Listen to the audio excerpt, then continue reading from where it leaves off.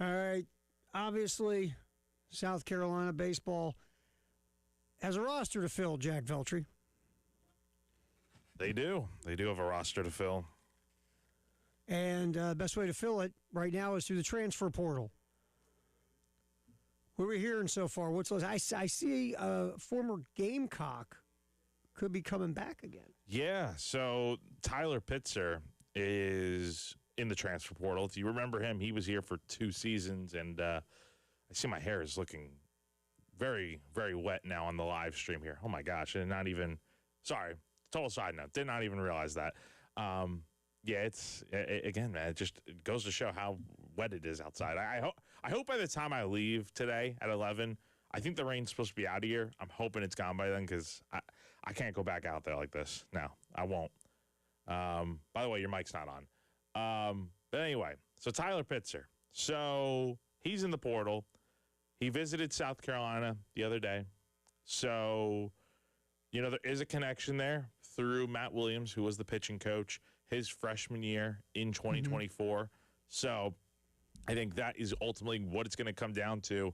Mm-hmm. And I think for some of these other guys that are making decisions that are from South Carolina that played under Matt, like a Jake McCoy is another one that comes to mind, that I don't think South Carolina is necessarily out of the race for him. But I think the big thing is, I think it has been this way all this time. And I think even Maneri mentioned it when he was still the coach, when Jake, first learned he'd be out for the season, is that he's going to be a high-end draft pick this summer in the MLB draft. So I think that's the bigger thing is, yes, McCoy's in the portal, but I also do think it's not even really about that. I think it's more so just about where is he going to get picked, and if he's picked high enough, I think he's going to the draft. But with Pitzer, I think I don't know what's going to happen on that end, but I do feel pretty good that he would be back here next year. Which, again, he pitched well at Mississippi State this past year. Yeah. Numbers were good. It'd be nice to get him back, working with Matt Williams again. I think that's a pull maybe for like a Tyler Pitzer, for an example. It's like I get to come back and work with an excellent pitching coach. I think some of these guys ran out of here after the previous season for the opposite reason. And now they want to come back and work with Matt Williams. And with McCoy, remember, that thing was clunky, man. Remember the whole thing about, is he injured? Is he hurt? Is he this? Is he that? Should he have been pitching? Should he have been throwing? Whatever. The family wasn't very happy with some of the things that went down. The whole thing got a little ugly. And so with a new regime, if he's not going to be drafted, maybe you have a shot to get him back. But I'm with you. If he goes high enough to where the slot bonus is worth it, and he likes where he's going, because he's not going to go as high as he would if he's healthy, obviously, but he's still, with that arm talent that he has, Jack, someone's going to say, you know what? Everybody's got arm injuries. We're going to take him. What is his medicals? Come in, throw for us. Okay, we like what we saw. Everything checks off. We'll draft you in 7th, 8th round, whatever, and we'll take a shot that we can, with what we do here, you'll be healthy. I think if that happens, he goes in the draft. I just do. Yeah, if he's a top 10 rounds in the draft, yeah, I think he's going. Now, let me ask you, wouldn't you? If you make me top 10 and give me a 6-figure bonus, I'm probably going to go. You mentioned the slot value, too. I can't remember the exact dollar figure of what the slot money is for, those rounds and whatnot, but it's going to be 6 figures, potentially, in the millions if you're talking. If he gets picked in round 3 or something, because he's a top 150 draft prospect. Yeah, if he's going in the earlier rounds, top 5 rounds, yeah, he'll get some good money. Mm-hmm. Even back end of the first top 10 rounds, he'll get good money. The other thing to think about here is that when making this decision, he still has 2 years of eligibility left because he's able to redshirt this year. So it's not because a lot of the reason why the guys don't return for their senior year, even if they get picked in the 14th round or whatever in a 20-round draft, the reason they're still going to the draft is because they don't have any leverage if they decide to come back to school. If they don't have a good year next year, guess what? You're not getting drafted. If you do well, you can elevate your status a little bit, but still, you don't really have much control. You go to the draft, and that's it. So McCoy would have an option to come back if he wanted to, or go to another school, whatever. And then he can decide from there, does he want to stay in school for his final year in, what would that be, 2028? Or he can go to the draft. So he still has options available, whereas a lot of guys normally in their junior year, they don't. They have an option, but it's like it's a risky option, if that makes sense. Yeah, and with McCoy, because you have been injured, maybe you say, you know what, and let's say you get drafted, but you're not really crazy about where you got drafted. 'Cause like you said, arm talent-wise, he was a top 50 kid. Yeah. And maybe you go, you know what, I want to come back, show the world I'm healthy, show that, I can get myself to where people think I should be, and elevate my draft stock, where maybe I go in the top 5 or 4 rounds. And then things are a lot better all the way around for me. The other guy that when we talk about, obviously everyone wants to see Will Craddock come back. I mean, that's a no-brainer. We'll see how that goes. I think, but Riley Goodman is interesting. Another guy with a ton of arm talent who just stopped throwing strikes, Jack. He just couldn't throw a strike to save his life. But he just started, and I think you wrote about it. He had a nice start on the Cape Cod League or wherever he's at right now. Yeah, he's done well in the Cape Cod League. Yeah. He's on the same team McCoy was on last year. And, the thing with him is, Riley's not from here. He's from Tennessee. Obviously, there are a lot of good schools out there in Tennessee, or in Nashville. Vanderbilt is one of the top leaders to bring him in. He did visit with Vanderbilt. I think South Carolina is going to have a chance to retain him and bring him back. But, I mean, we'll see. We'll see. It's tough because he's not an in-state guy. Right. You're talking about his home state school right there out with Vanderbilt. Again, this is, hey, Matt Williams, go sell him. Go sell him what you got for him. Because that's really what it is. It's the Matt Williams sell job of how we can make you the pitcher that you want to be. I mean, that's where it's at with this kind of situation. And I will say, I think there's a lot to like about Matt Williams. Absolutely. Because I think he did a pretty good job here with a lot of these guys in 24 for his 1 year. And then we obviously know what he did at Coastal the last 2 years. Either way, South Carolina is going to be set up pretty well from a pitching standpoint. Right now, if you ask me, I think they have 2 starters in the rotation with Hayden Johnson on Fridays and then Luke Jones either on Saturday or Sunday. Like, I feel pretty good about what they have from a pitching standpoint right now. But if you are able to bring in a Tyler Pitzer or a Jake McCoy or a Riley Goodman, heck, if you get all 3 of those guys back, that'd be awesome. But we'll see. I think Carolina is going to be fine either way. I think we all forget McCoy, has like a 7 career ERA here at South Carolina, right? Yeah. Goodman struggled with his command. It obviously takes the right pitching coach to help figure that stuff out. But these guys have struggled, right? So, I think you'd like to have them back, but I don't think it's necessarily the end of the world if they are not here next season. And don't forget the big wild card, Dominic Carbone. Oh, yeah. And I think right now, that's your back end of the bullpen guy. I mean, he was closing games out for Coastal when he was healthy. That's the other thing. These guys, Johnson, Carbone, were all out with season-ending injuries this year. So I think that causes a little bit of concern for some folks. But if they can get back to what they were in 25, they could be really good for South Carolina this season. And then we don't have time now to even talk about Will Craddock or seems like Bo Hale. That we can get back into on the other side. Do you want? Yeah, I want to get back a little bit and let's hit on the Will Craddocks. The Bo Hale situation is interesting. We'll hit a couple more of these transfer portal guys on the other side. We're rolling the extra point. Terry Ford, Jack Veltri, up until 11 here on The Game.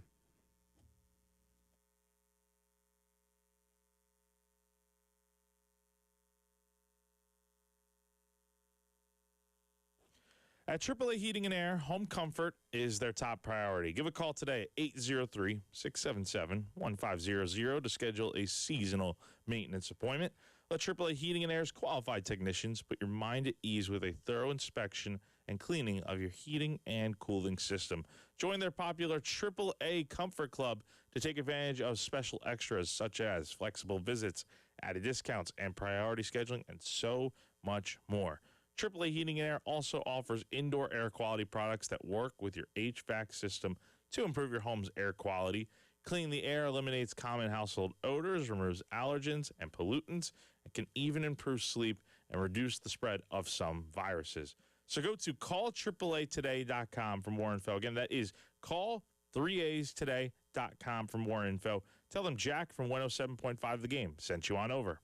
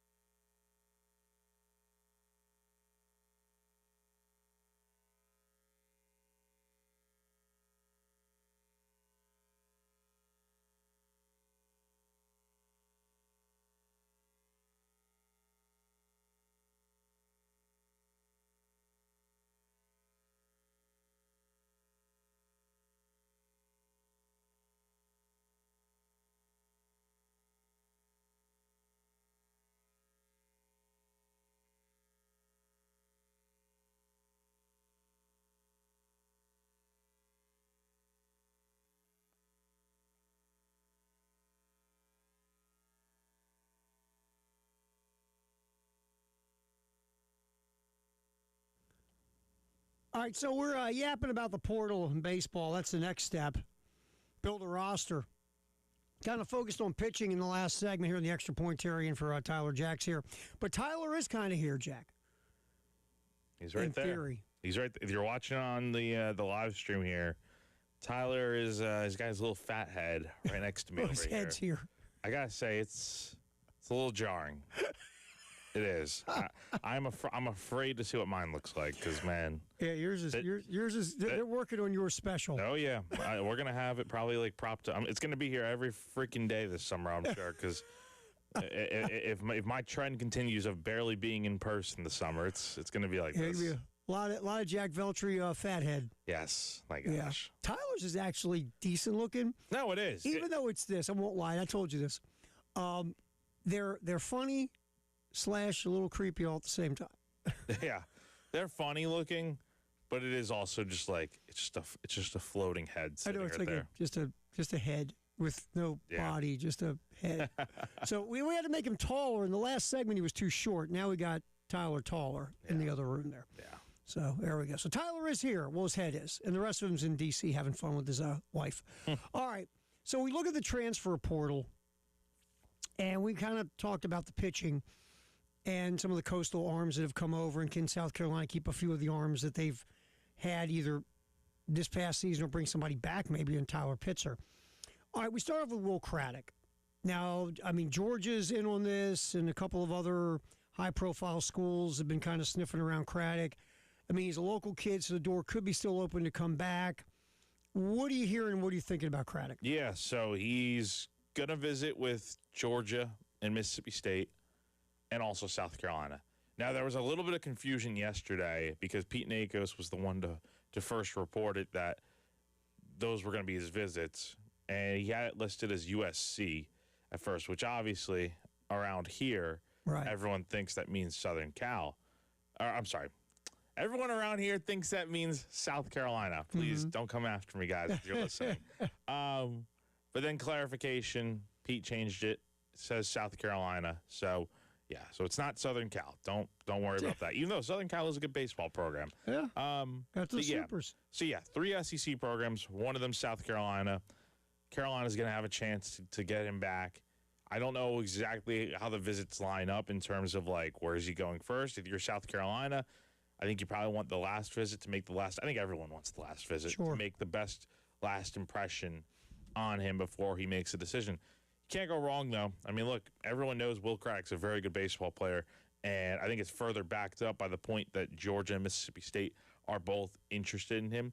Now, look, Will's got to improve from it's remarkably hit 260 with 10 homers this year, even though he hit terrible in SEC play. I think he hit really struggled. Like 172, I think, is what he hit this year. The guy really could not lay off those breaking pitches that were outside the zone. So if he figures out how to hit SEC pitching, he'll be really, really good. And I think he can do some great things at South Carolina. Here's the way I look at it, and I think this very much applies to these other major sports like football and basketball. You can be the guy at South Carolina, or you can be just another good player at Georgia or Mississippi State. Those programs have already got their guys, right? Mm-hmm. South Carolina, they're looking to turn things around. They need their face of the program. That's how I view Will Craddock. And he's an in-state guy, too. Carolina needs to be doing everything possible to keep him here for the rest of his rest of his college career. You know, and last year again, it's so tough because you got to take a step back and look at bigger picture, and it's difficult when you look, like you said, Will Craddock absolutely struggled in SEC play. Yeah. But then also, we're also talking about where you're trying to change hitting philosophy in the middle of a season. You know, you're being told to hit one way for almost half the year, and then another way, and he's a freshman, and like you said, you know, they basically said to him, we're not throwing you fastballs. We're not throwing you fastballs because you can hit those a long way. Why would you? When he can't hit, he can hit a fastball, but he cannot hit those breaking pitches outside. Oh, by the way, with Craddock, so he's supposed to meet with Carolina on Friday. Okay. and then the visits afterwards will follow these other schools. So, look, he obviously knows about South Carolina. I think Sure. it's more so just the formality of getting to meet with these guys in person and just figuring out what the plan's going to be. These other schools, I'm sure he'll go on the normal tour of the school and campus and all that, and then they'll meet with the coaches and figure everything out. But yeah, I mean, look, South Carolina's going to have the seemingly the first crack at him here to make a good impression. And I don't know if it's one of those things where I don't know what his mindset is of like, do I still want to take all these other visits if things go really well at South Carolina, or can Carolina do enough to just sway him to just take their offer on the spot on Friday before going to cancel those other visits?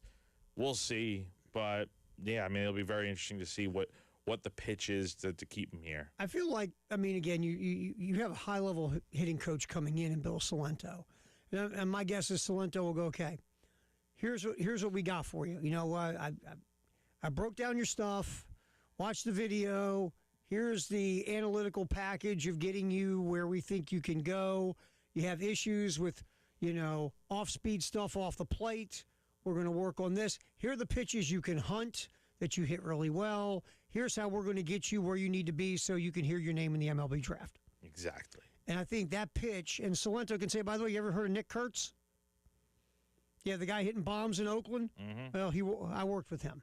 He was with me at Wake. So I think that Salento and obviously Kevin Schnall together can present a very intriguing package to Will Craddock to stay. And like you said, does Craddock love it so much? He says, yeah, I'm here. Because, again, he's a local kid. I mean, do you go hear what everybody else has to say? Because, you're a free agent. You can go listen to different offers, whatever. And obviously, we don't know how much the financial piece is going to be in all this, because it's always something, right? But I think that with Salento laying out the consistent approach, I think that gives you a good shot to keep him. We'll see, though. But Foley Field will inflate your numbers, bro. Oh, yeah. Just saying. No, that's a small ballpark, but yep. Again, he can be the guy. Yeah, I like South your Carolina idea, Jack, of hey, you can be one of the faces of this rebuild, or you can be. I mean, you still could be a guy out there at one of those programs, but again, you're surrounded by other dudes. Mm-hmm. You're the dude at South Carolina, so time will tell. As we get into other guys, you mentioned Beau Hollins in the last segment. Yeah, what's up with Beau Hollins? So I'm not expecting him to be back, quite honestly, just full transparency. Over the weekend, I had heard that there wasn't any contact. Like, as of last Friday, there was not any contact between South Carolina and Beau. And again, that was at the point where we're starting to hear that some of these other guys are coming back and whatnot. And so at this point, the staff has probably met with who they've wanted to as far as bringing guys back. I'm sure there might be a few others that are going to come back. It seems like South Carolina may be getting Patrick Evans back too, so we'll see when or if that's officially announced. But yeah, Beau, I'm not expecting him to come back. He's in the transfer portal. I think he's going to end up playing at another school. That's a guy that he's interesting because he's a 6'4", 220-pound switch hitting first baseman. Yeah, I've said it many times.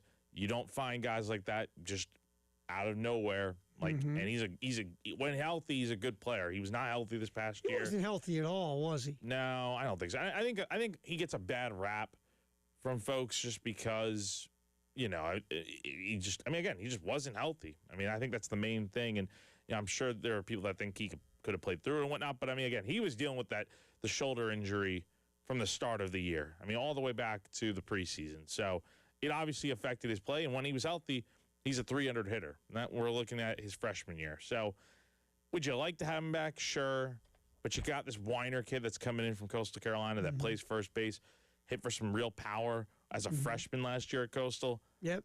Maybe that's their guy. Maybe they're still going to go out there and get another guy in the transfer portal. Maybe that's, if they got Craddock back, Craddock played a ton of first base for South Carolina and looked pretty good defensively. So, yeah, I think at this point, I don't think you're bringing Beau back unless something changes. Yeah, it felt like something went a little sideways in the relationship. It could have been, like you said, why aren't you healthy? I'm not healthy. You're not? No, I'm not. Whatever. And things sometimes, again, a legacy kid, local, it just felt like there was a disconnect as the year went on with him here at South Carolina. I would agree. I don't know. Something obviously was wrong from a health standpoint, and I maybe that is the reason why he struggled. But again, he played in almost 30 games this year, and it is just kind of crazy to me that I remember early in this, like during the preseason, Bo hadn't played at all, and Mainieri wasn't sure when he was coming back. He didn't think he was going to be ready for opening day, and the next day, he's in the lineup for a scrimmage. So yeah, it's just like I don't know what the deal was there. Something obviously was up, but maybe a change of scenery at this point is what he needs to get to reach his full potential. And that's what feels like we got going on with that. All right, we will pop back. We're going to focus on one of Jack's favorite topics, the New York Knicks, and Tom Thibodeau and statues. We got to get Jack's take on this next here on the post. I knew I'd do it on the Extra Point. Terry in for Tyler. Jack's here on the game.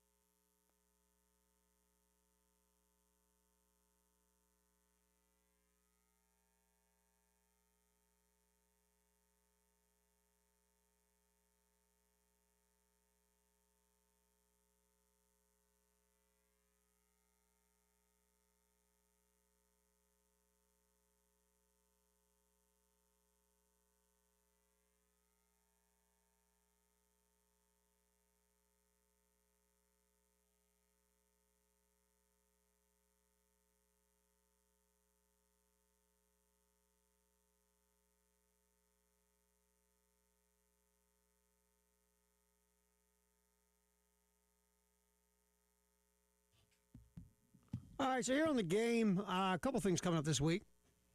First of all, tomorrow will be it for us this week. Got a big corporate holiday on Friday. So we will be doing Westwood One Sports Radio all day Friday. Plus, Jack has to get dry. Could take days. I think I'm starting to get there right now. I feel a bit more dry. At least my hair is still a bit.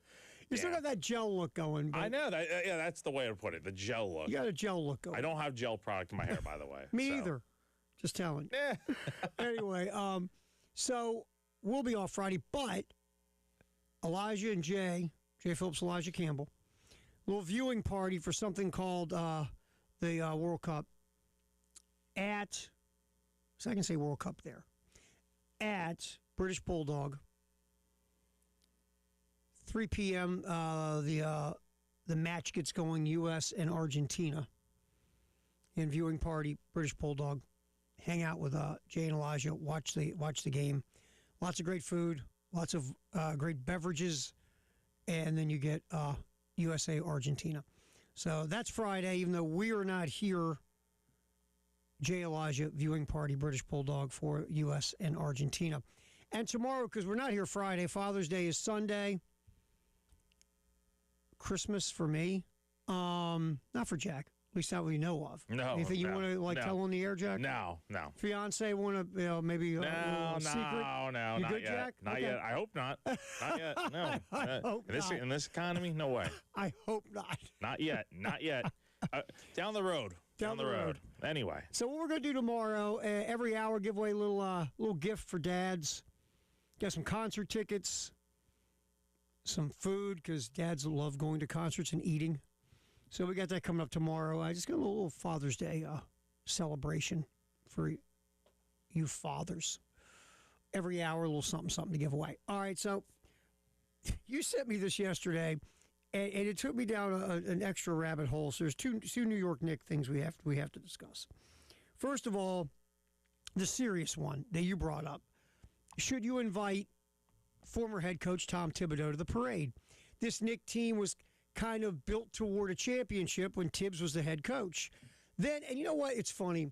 When the Knicks let Thibodeau go, I got it, because there's a ceiling on Tom Thibodeau. There just is. I was like, okay, who are you going to bring in to get you over the top? And then when they said Mike Brown, I'm like, Mike Brown's a solid coach, but is he the guy that's going to get you over the top? Obviously, Mike Brown was. Great hire because it worked, right? But okay, so Jack Velcher, you're making the decisions. I'm going to make you James Dolan. I mean, you're really rich, but now you're a kook. Do you invite Tom Thibodeau and put him in a car for the parade? Do you invite your ex to your wedding? Hell no.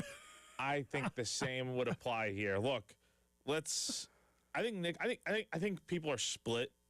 Knicks fans are split on Tom Thibodeau with what he did, because obviously you look at it from the standpoint of he built the foundation for the Knicks to do what they did, because obviously last year they went to the conference finals and lost in that series there to the Pacers. This year, Mike Brown takes over, Knicks go to the finals and win it all. I don't think the Knicks would have won the finals if Tom Thibodeau is the head coach still, but you can't deny that, I mean, Tibbs was here since 2020, so he was there for, 5 seasons. So he was there for a while to help lay out the foundation for everything going on. Ultimately, though, I don't think, and I think even if you did invite him, I feel like that invitation gets declined. And I feel like that's a little bit awkward for, Mike Brown, the guy that, led you to win the championship this year. But I think it's a subtle reminder that, Tibbs is the one that, orchestrated this to begin with. Yeah, it's sort of like when Golden State was building, Mark Jackson was the head coach. Mark Jackson got let go because you got to the ceiling with Mark Jackson. Yeah. And then you brought in Steve Kerr, and you won a championship. That's like inviting Mark Jackson. Yeah, was Mark Jackson getting invited to? No, that's my exactly. point. You're not inviting him. No, and you can't. Look, you can send Tibbs a ring if you want, or a check, or a thank you plaque, or give him a lifetime season ticket, whatever. You can't invite him to the parade. You just can't, because you're taking away from Mike Brown's moment. And I think there are others that deserve credit for this. Sure. Leon Rose, the construction of this team. Yeah. Who would have thought bringing in Jalen Brunson would have led to him being like a top 5 player in the league right now. You know what's interesting? The core 5 of the Knicks all were brought in via the trade. None of them were drafted by the Knicks. It's crazy. Not any one of them. I think Spike Lee should be in the parade and get a ring. I think How instrumental Spike. is. Now, Patrick Ewing, does he get a ring? Right. That's the better Timothy discussion. Chalamet. I mean, it gets. Oh, Yeah, I heard Ben this one. Stiller. Ready? I heard this one. Should Jalen Brunson get a statue in front of the Garden? I'm like, well, let's slow the roll here a little bit. I don't think they have statues out there. So no. No. But You gotta give Walt Frazier one first. I was going to say Walt Frazier gets one before anybody, right? Absolutely. All right. SEC over under win totals next.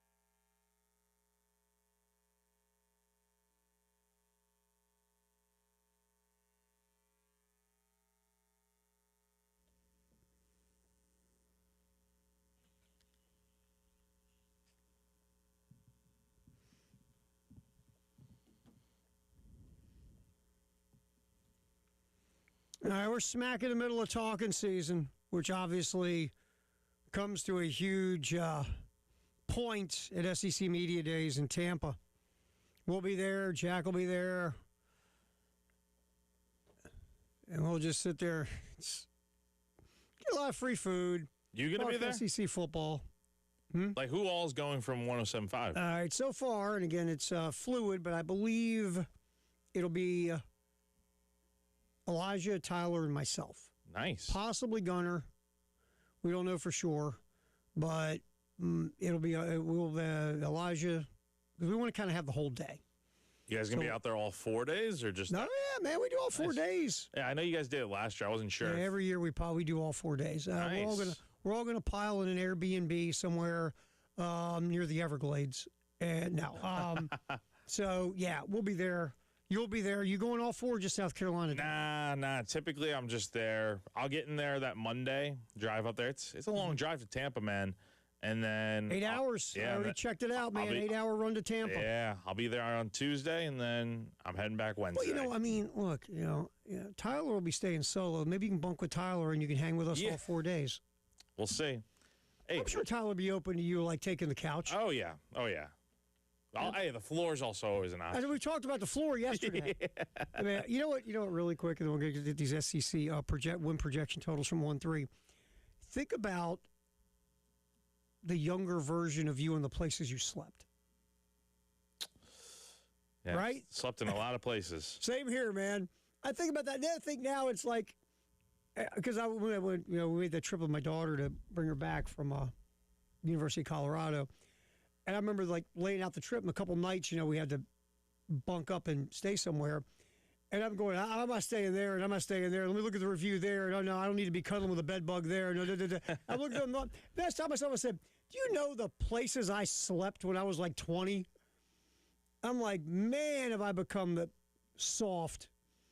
But I am, man. There's certain places now, like there's no way I'm doing that. Well, now, right? I mean, yeah. Back then, I didn't care. Now that you get a little bit of control on like where you go and whatnot. Right. Back then, man. Yeah, I'm on floors. I'm laying in bushes somewhere. I'm waking up in a barn. I didn't care. Yeah. Oh man. All right. So on 3, here just recently put out their over/unders for the SEC, and we won't bury the lead. We'll go straight to South Carolina here. They've got the Gamecocks over/under at 6.5. First of all, do you agree? If I go over/under 6.5, which way are you going? I take the over. I said this to Jay yesterday. We were talking about this, and I said, I'm taking the over. And I'll tell you, I have 2 words why.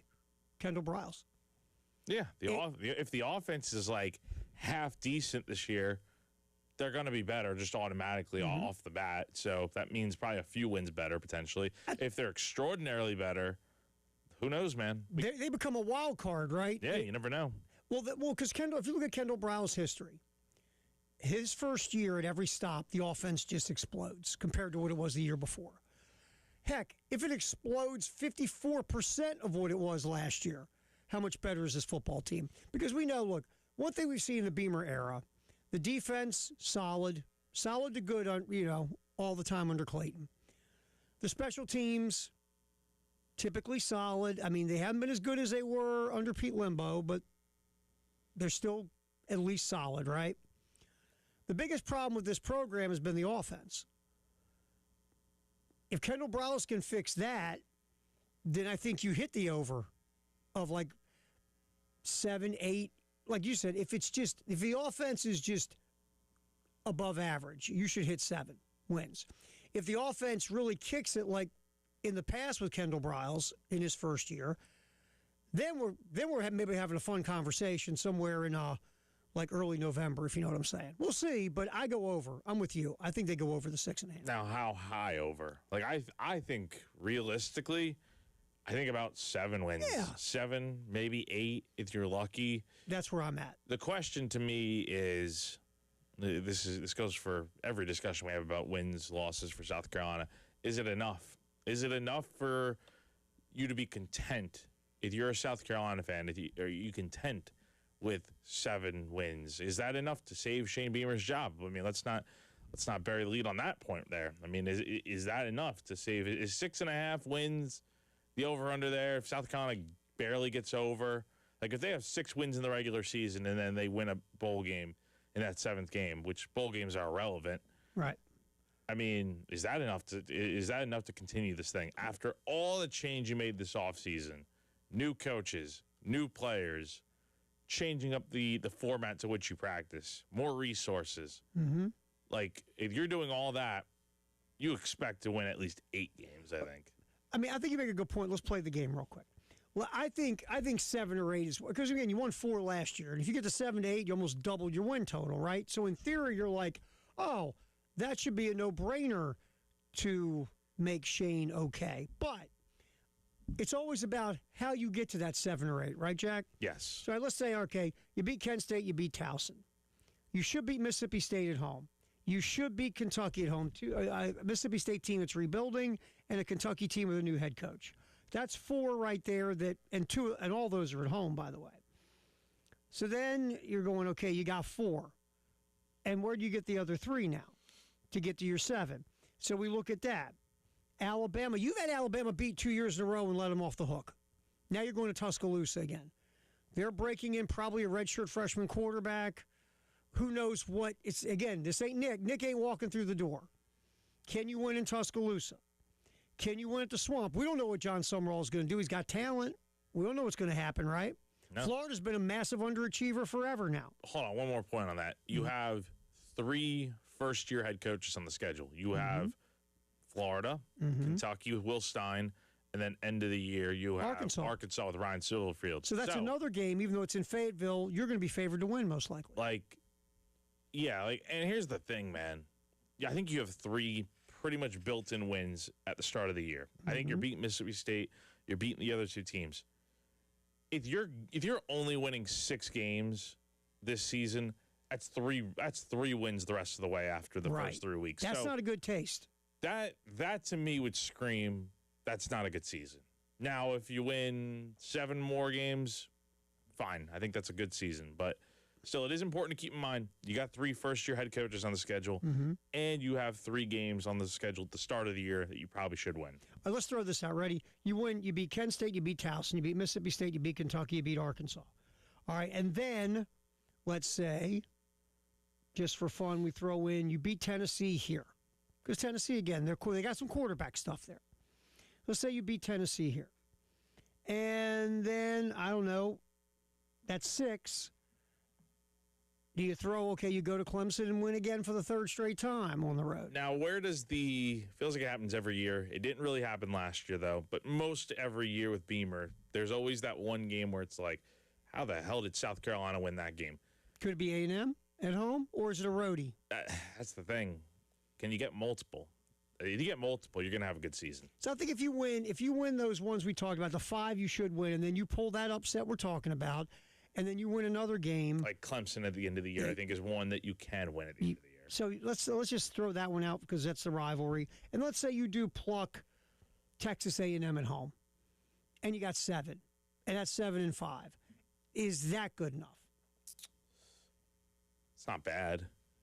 Because you got a new sheriff in town in the AD office. Yeah, it just depends on, what is Donati's... That's the thing we really don't know. What is his expectation for this team? We're never going to hear that publicly. What is it going to take to keep Shane for years and years ahead?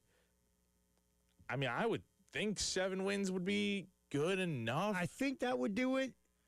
Considering it's South Carolina we're talking about, we're not talking about some perennial national championship contender. South Carolina has not sniffed that really at all. They've never been to the playoff. So until they get there and that becomes the expectation moving forward, then, I mean, look, right now, the expectation should be to just get to a bowl game and be competitive out there and get somewhere in that ballpark of 7 to 8 wins, which is what we're accustomed to seeing with South Carolina here. Well, I think that would make Shane safe. But again, we have Jeremiah Donati as the AD. Now, very patient with Lamont Paris so far. Was patient for year 2 of Paul Maneri. Obviously, Donati realized after that Arkansas debacle, okay, that's a wrap. But Lamont's on a huge hot seat. I think Shane, that's a seat that's hot-ish. Absolutely. It's warm. Yeah, it's I think. warm. And let's say if you do win 7, I think he'll be fine. But let's throw this out too. You conceivably could have 3 first-round picks, or at least, well, you will. I feel like have 2, possibly 3, and then you throw in maybe a 4th that gets picked in the 2nd or 3rd round. So you have all that talent, Jack, and you go 7-5. Yeah, that's the other thing to look at here.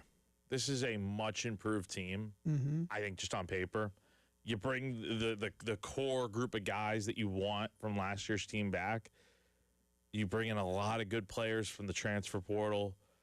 Like, this on paper is a 7 to 8 win team, I think, with a ceiling to get to 9 to 10 wins. Mm-hmm. And honestly, I'll ask you this. I mean, how realistic is that? Like, if you have to ballpark it, I mean, what do you think is more likely? The 7 to 8 wins? Or actually, I'll ask you this. What's more likely for South Carolina?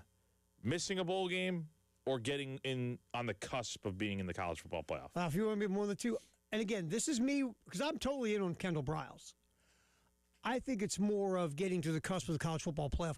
I would be very surprised if this team doesn't make a bowl game. With the talent they have, Yeah. and bringing in an offensive coordinator with this rep, with a quarterback with this much ability, the one thing they'll screw it up, offensive line. You got to get healthy, man. You got to get Peak back healthy. These veterans have to be able to mesh. Coach Clem's got to get this thing together. Everything else feels good on offense, right, Jack? It does. You got a quarterback who's got a ton of ability and talent, and we saw 2 years ago what he can do if put in the proper system with the proper offensive line in front of him. Defensively, you know what you're going to be for the most part. Special teams, you know what you're going to be for the most part. You've got weapons on offense. The one thing that can screw you over is if the offensive line once again is, and I'll use a term that a lot of scouts use, that's the one thing that can crater this whole deal, right? It can. So that's the thing. Now we expect the offensive line to be better. Coach Clem coming in. It's got to be, Jason right, Smith. Jack? It can't be worse. It cannot be worse. No. I mean, you have recruited basically an entirely new offensive line. Like, pretty much most, if not all, the guys. Maybe like a starter or 2 will be on that line from last year. But for the most part, man, it's going to be a different look for sure. So, yeah, and I don't worry about the defense.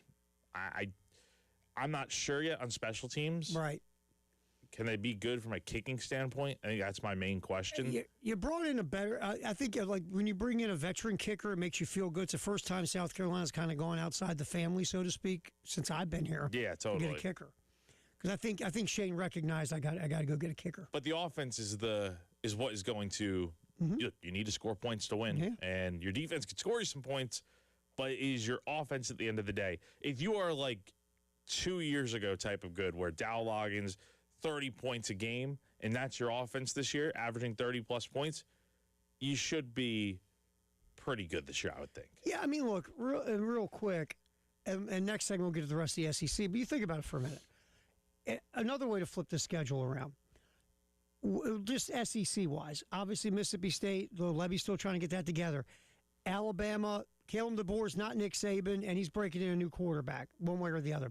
Kentucky with a new head coach, Florida a new head coach, Tennessee with a quarterback issue. You know, Oklahoma, it feels like that's going to be a tough one in Norman because they got a lot of pieces coming back. You know, A&M especially the same way. That feels like a tough fight. Arkansas, new head coach rebuilding. Georgia's Georgia. Clemson, we don't know what they are. And Florida, obviously, with a new head coach. There's a lot of toss-up games on that schedule. Yes, that's where I'm going. That's the thing. There's a handful on that schedule. Absolutely. So we'll see. We'll check the rest of the SEC. We'll go through the win projections next here on the, almost said it again, Extra Point. Extra Point. Terry in for Tyler. Jack's here. We go to 11 in the Gamecock Central Takeover Hour on the Game Network, at the Game TV Radio on YouTube.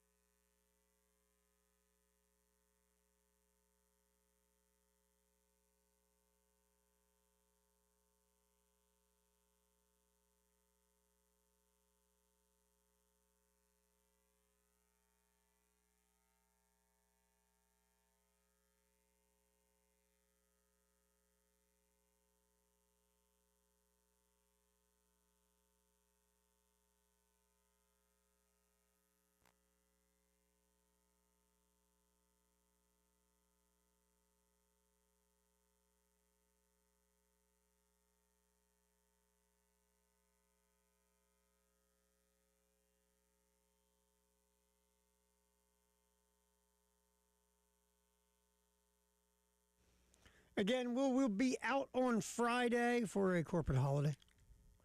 Westwood One Sports Radio all day Friday. But if you want to watch USA and Argentina, I almost said USA and Australia, 3 o'clock, we'll be doing a little viewing party. Jay and Elijah out at British Bulldog. Lots of great food. Many different beverages to choose from, Jack Veltri. Yeah. So, again, that is Friday, 3 to 6. Hang out with Jay Phillips, Elijah Campbell at the British Bulldog. All right, so we've looked at these win totals. Really, we focused on South Carolina in the last segment, my man. So let's take a look at the rest of the SEC and the win totals that have been thrown out there. I'll start at the top. Georgia Bulldogs, 9.5. Over under on that. What are you thinking? Don't know a ton about this Georgia team. Again, we're so focused on South Carolina, but I would say over. I feel like it's Georgia, right? It's Georgia. It's Kirby Right. Smart. They got Gunnar Stockton. I mean, look, this is a Georgia team that should probably go 12-0 this season. Yeah, I'm with you on Georgia. The one thing about today's world in the portal NIL landscape, if your quarterback is coming back, it feels like that is to a point. That's not the end-all, be-all, but it's a huge advantage, right? Massive. And you've got Kirby Smart.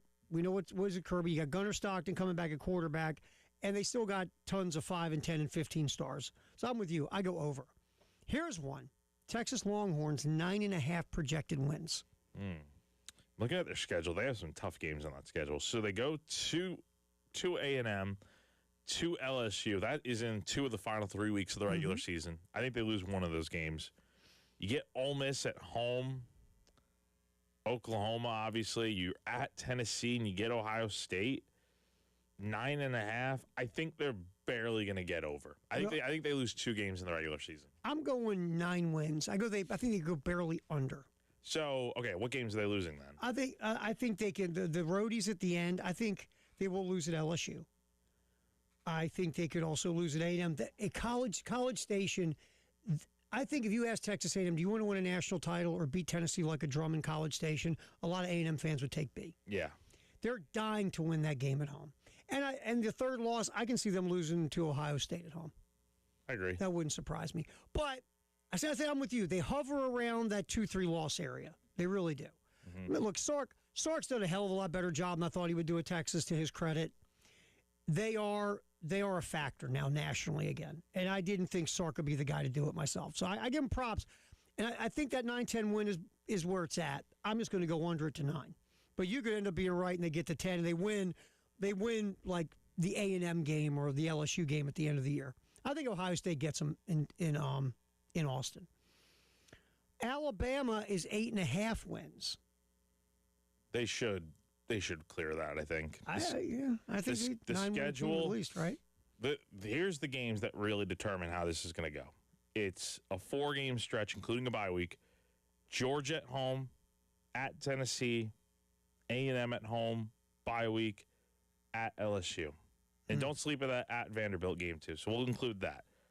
That 5-game stretch right there determines Alabama's season. If they go 3-2 during those games, I think they probably could win the rest. I mean, you get ECU at Kentucky, Florida State, South Carolina at Mississippi State, and then after the Vanderbilt game, it's Chattanooga and Auburn, with that Auburn game at home, by the way. So you don't have to go to Jordan-Hare and worry about that. I mean, it's just those 5 games right there. If they go 8.5, you said? I mean, if they go like 1-4, then yeah, I could totally see them going under. New quarterback situation there, but I think Alabama's going to get over. I feel like they're over. They, to me, are like a 9-win team this year. That's where I'm at. Absolutely. I was thinking the same thing. Look at this going. I feel like that's a 9-3 squad. LSU 8.5. So year 1. I mean, you've done a lot in the portal. You brought in Sam Levitt. I think they not because I think it's going to happen, but it needs to happen, is they're going to get over. They have got to make the playoff this year. Lane's not brought there to rebuild, man. No, man. Do all this. You're just setting yourself up for what Brian Kelly did. If Brian Kelly's year 1 at LSU is better than Lane Kiffin's, Because year one at LSU for BK, they made it to the SEC championship. Yeah, they game. lost the SEC championship game. If Lane cannot get to the playoff this year, massive failure. You know the thing about this really quick with Kiffin is, well, first let's go over all of his championships. Okay, we're done. Look, and Lane's already trying to manipulate the narrative. Hey, we got a lot of new parts and pieces here. Let's all slow down. No, brother. You weren't brought there to slow down.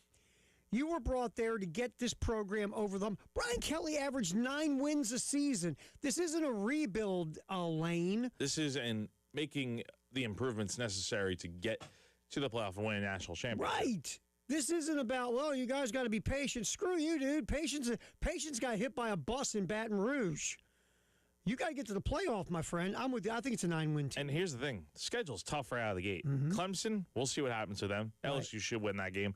Week 3 and 4 at Ole Miss, the Lane game. And then right after that, A&M's coming to town. Like, you could easily have 2 losses on your schedule by the end of September. Yep. By the way, how would that play? It'd be all terrible. This nonsense, how would that play? It would play really bad. Yep. Now, on the flip side, if they win those games, I mean, the hype around LSU will be national championship favorites if they can win those 2 games. Right. Because they'd be undefeated, conceivably, at that point, and winning 2 huge games against ranked teams. Texas A&M, 8.5. I feel pretty good about them. Yep. I think they're probably about a 10-win team this year. I like Mike Elko, man. They've done they've done a good job out there. Wasn't that the perfect hire after all the ridiculousness of Jimbo? Yeah. You just hired a grinder, man. You hired a no-nonsense, no BS. Did you see him at SEC Media Days, by the way, Elko? What about him? He's walking around, you looked at him like he worked there at the hotel. You just looked at him, he didn't look like a head coach in the SEC. You're like, hey, fella, can you restock the desserts, please? I love the idea. This guy's he's just about ball. Yeah. There's no other ridiculousness because that is a circus, right? You needed a guy like that to settle the circus. And I think the schedule shakes out really well for them.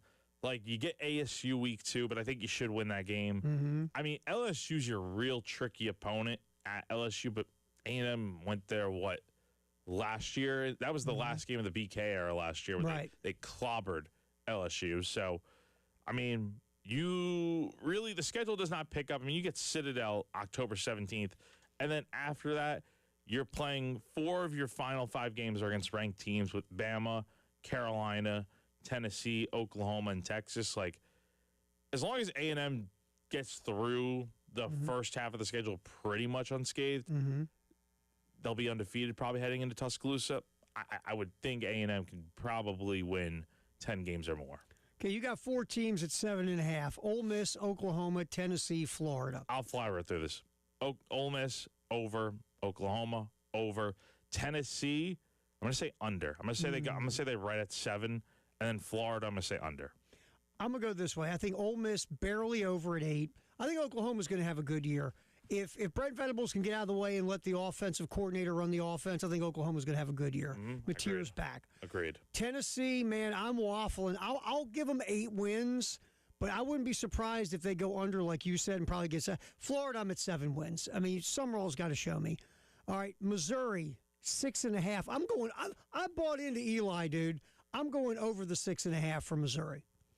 I think so. Remember, their schedule's cake in the non-conference usually. I'll go 6.5. Auburn at 6.5. All right, let's go to Auburn real quick. 6.5. New head coach. I'm going under. With Golish, I'm gonna say they surprise people and go over. Nice. Over. Vanderbilt at 5.5. That feels a bit low, but again, how's Jared Curtis going to be at quarterback? I know. A lot of pressure. I'm going to say they get over, but not like last year. Yeah, I'm going to 5 wins, and I really like Clark Lee. I'm thinking 5 and 7. Kentucky, Mississippi State, Arkansas, all 4.5. I don't know. Arkansas, I don't know. These teams I just see, they're not going to be very good this year. No. I could see Kentucky, Mississippi State getting 5 wins. I think Arkansas could be the one that goes under. Yeah, I could see it. Mississippi State, I think, is going to get over though. I think they get close to a bowl game. Yeah, I think they're going to be okay. They'll get around a bowl game. Kentucky could get 5 wins. I think Arkansas could struggle. The Satterfield hire, I don't know. All right. Brendan Sorsby. We've talked a lot about college. How about the NFL? We'll get into that conversation. Does he get picked in the supplemental? And is that a good move? That's next here on the Extra Point.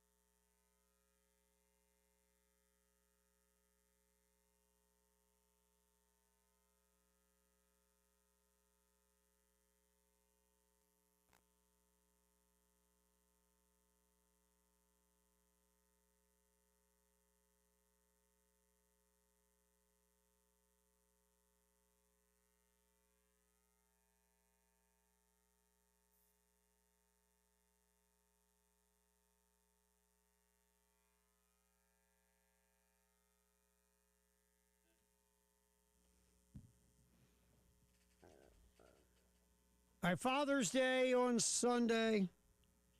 Got some little Father's Day giveaways tomorrow. Since we're not going to be here Friday because of a corporate holiday. There's some cool stuff every hour. You like concerts? Dads love concerts. We got concert tickets to a lot of different stuff. I mean, you could be, like, for an example, this is old school. Now, so you might not be interested in this, Jack. Got some old school stuff like, it goes all over the place. You know, we got a little Steve Martin and Martin Short at the Township Auditorium. Ooh, that'd be good. A comedy. Also, again, we go all through the age ranges from Train, The Gathering, little James Taylor, John Fogerty. We have ice cream to give away, cake. Go see the Fireflies. So we got a bunch of stuff for tomorrow for our Father's Day. Every hour we'll give away a little something, something. So that is tomorrow here on the game from 6A to 6P. All right, Jack Felcher. Brendan Sorsby is now gone and moved on. The Texas. Now, I'll say this before we go to Brendan Sorsby as an NFL player. Do you think now that this is over, Texas Tech doesn't have to fight the Big 12 in the college football world anymore? Do you think it's as easy as everybody moves on, or is there still going to be a lot of side eye and sore feelings at Texas Tech? And can they get rid of the stink of this? Not as quickly as we think, right? I think we still have to know the fact that Texas Tech doubled and tripled down on this thing. Like Sorsby was the victim of all this and did nothing wrong. So nobody's gonna forget this quick as easily. Look, Sorsby not being there this year, I still think Texas Tech is viewed as a villain in a lot of ways, and maybe that's good for the sport. But yeah, as far as how the Big 12 perceives them, I think there's still going to be a little bit of animosity there. But I think it'll be cooled down a little bit now that Sorsby's not going to be out there this year. You got a rep now. It's tough to get rid of your rep, right? And I'll say this too, real quick, before we move on to Sorsby about his NFL future. I look at it this way. Also, I think Texas Tech, this is who they are, because let's face it, the entire university is being run by Cody Campbell. Right? I mean, he's Fidel Castro in Lubbock, Texas. And this guy only cares about winning. And look, let's be real. Most fans only care about winning. But he is a fan with billions of dollars. He is a crazy fanboy on steroids. Right? He's got the money. And I think as long as Cody Campbell is got his fingers in Texas Tech, there's going to be things that happen where people roll their eyes at Texas Tech. I don't think, not to this extent. This was craziness, but I think Texas Tech is going to be like this in some way, shape, or form as long as Cody Campbell is running the show. That's just me. Yeah, I think definitely though this year, they won't be able to get that stink or that stigma out yet. I don't know what it's going to take to remove it, but maybe it is just the fact of Cody Campbell being there. Yeah. All right, so Brendan Sorsby, as we move forward now, will the NFL set up a supplemental draft for Brendan Sorsby? I'm guessing they will, Jack. I think that there will be a supplemental draft for Brendan Sorsby. Here's the thing. I'll throw it to you. First question. Do you think someone will take him in a supplemental draft? So I'm looking it up because I am kind of unfamiliar with how it works. It's a 3-tier thing. It's really weird. It's almost like an auction. Yeah, because teams submit blind bids. Yeah.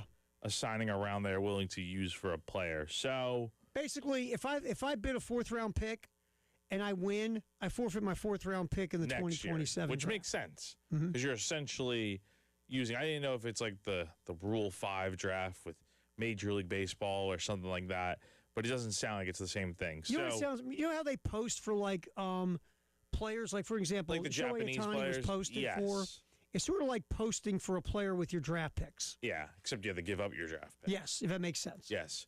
So I do think there will be a team that does take a chance on him because before all this hoopla came out, he was viewed as one of the top quarterbacks in the transfer portal. So we'll see. I think it just depends on how does the NFL view the gambling stuff. if that's a big deterrent for a lot of teams, then I think it may be a little bit tougher for him to land somewhere. But I think somebody's going to take a flyer on him and just see what happens, right? Is he going to play this year? No. Could he be a nice backup option that you develop over time and see what happens? I don't see why not. If, like, if you're like the Jets or I'm trying to think of another team, the Browns, one of those Cardinals. teams, the Cardinals. Right. The Cardinals could use a quarterback. Like, if you're one of those teams that could use a quarterback, maybe right now or maybe in the future, then yeah, just take a chance on him. I mean, you're giving up I think you don't want to give up like a first, second, or third round pick. No, I agree 100%. But if you can give up like a fourth or fifth, I mean, gosh, how often do those picks pan out? That's where I think will happen. I think some quarterback desperate team is going to take him. They're not going to. A fourth round tops. You're not going to give up a premium round pick. Give up a fourth rounder. You win him in the auction. You bring him in, and you know how this goes, Jack. You know that you pay attention to the draft. If I'm giving up a fourth round pick for a guy who was looked at as a late first round, early second round grade before all this nonsense, I go like this: low risk. If it doesn't work, I get up a fourth round pick in 2027. Like you said, fourth round pick percentage of panning out, not very high. Me personally, I wouldn't give you a kicking tee for him. I'm not bringing that cat in my locker room. Because my thing is, the other 52 dudes, the first time he throws, let's say he does play. Let's say you get him in the supplemental draft and you get him to where he's going to play for you. The minute he has a 3-interception game, you side-eyed him. Hey, dude. Yeah. Did you break out your DraftKings app before the game? Do you take over on That's the thing. That's the thing. It's just not. It ain't worth it to me. It's not good publicity. Now, it will bring attention to the team, but is it worth it? I don't know. Would you do it? Would you, if you were Jack Veltri GM, let's say you needed a quarterback, would you bring that guy in? It depends. I think if you're talking about one of these teams that already sucks enough that gets in a lot of bad press just because, and I don't know, if you're in a big market like New York, like with the Jets, I know it's New Jersey, but still, the media there will eat that stuff up, and it's not good to have that. So, and here's my other part: if he truly has a gambling addiction, going to rehab, you don't walk out and your addiction's over. No. And you put, let's take New York. You put this guy in the media capital of this country with all of those press folks that cover that team and all that spotlight. And again, gambling apps are everywhere. I'm telling you, I would not take him if it were me. I don't want any of that smoke. I don't want to put him in my locker room. I don't know if he's ever going to get over it. If this is truly an addiction, what's going to make him break it out? I don't know, man. There's too much there, Jack. I'm going to pass. Do I think a team's going to take him? I do, too. Yes. I think they're going to take him. I would. Would I take him? No. I don't think it's worth the hassle, especially for, you're burning a draft pick on this guy. Like, if he's, and here's the thing. Do you get to meet with this guy? Like, I think there's going to be a pro day for him at his old high school. So, like, I would imagine teams are going to get a chance to meet him and interview him and see him up close and get to talk to him about this. But yeah, I think it's just, there's other quarterbacks in this league. And man, I'm telling you, if this was Cam Newton, Andrew Luck, somebody like that that's got this generational type ability or talent, maybe we're having a different conversation. But this is a guy, again, before all of it. Projected low first round, high second round, physical gifts, but work to do with footwork and things of that. This is not a no doubt, no brainer, wow guy to begin with. So why am I going to go through all this for a dude who isn't some generational change my franchise talent? That's just me, man. And he's not playing this year. No, so absolutely not. It just becomes a sideshow then if you bring him in. You've been to Buc-ee's, right? I have a handful of times. There's a French guy who's a World Cup fan who went to Buc-ee's. Let's hear what he thinks. A review of Buc-ee's is next as we wrap up the Extra Point.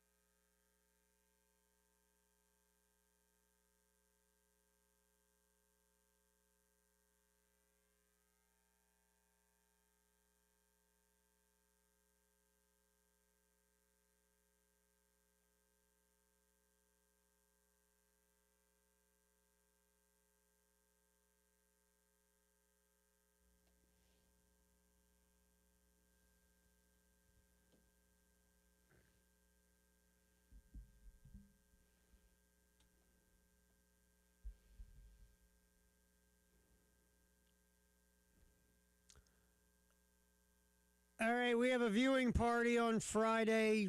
Jay Phillips, Elijah Campbell, British Bulldog, watch the USA and Australia. Should be a good time, good food, good drinks, enjoy some soccer. Now, I think you and I agree on this, because I think I heard you talking to Tyler about it. I am not a soccer guy. Nah. And I don't pretend to be a soccer guy. It's not my bag, not my thing.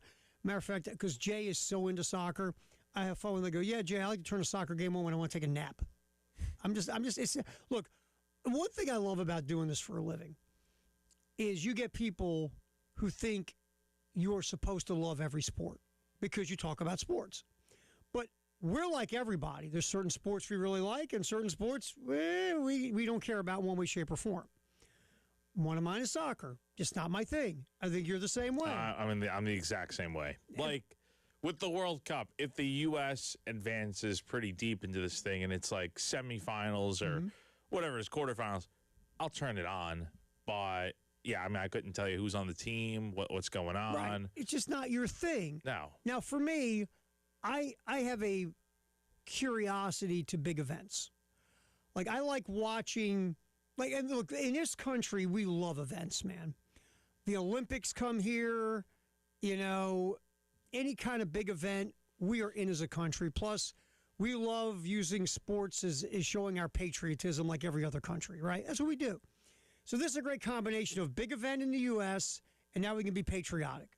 And we all rally around the patriotism. And people like you and I who typically don't watch soccer now will click on a soccer match, especially if the U.S. is playing, like what's going to happen on Friday, right? And that was how the hockey went. Now, I mean, look, I love hockey. Hockey's great. Yeah, you're to a watch. hockey dude. I love the Stanley Cup Love finals. hockey. Yeah. Oh, it was great. Great Stanley Cup, by the way. So you and I can dork on hockey, but we don't. But that's the point. Everyone, even if you weren't into hockey, everyone was talking about that Jack Hughes goal to win gold against Canada. I think it's kind of the same way. Exactly the same way. Especially if there's like that iconic moment where, like, let's say the U.S. gets a big goal in the World Cup finals or something to win it. Like, yeah, we're going to be talking about that like all day on radio the next day. Like, that's what there needs to be. Like, or the U.S. just goes on a deep run to win this whole thing. And then, you know, everyone's talking about it. Right, like when the U.S. women won years ago, Brandi Chastain, the shot of her taking off her shirt, she's sitting in her sports bra after scoring the game winner on the penalty kick or whatever. It's not like all of a sudden we all became huge fans of women's soccer, but in that moment, we were all in on the women's team, all in on the events, all in on, and I think that's what we do with the World Cup. Like for me, I have I have a curiosity about this whole thing, just because it's here in America, whatever.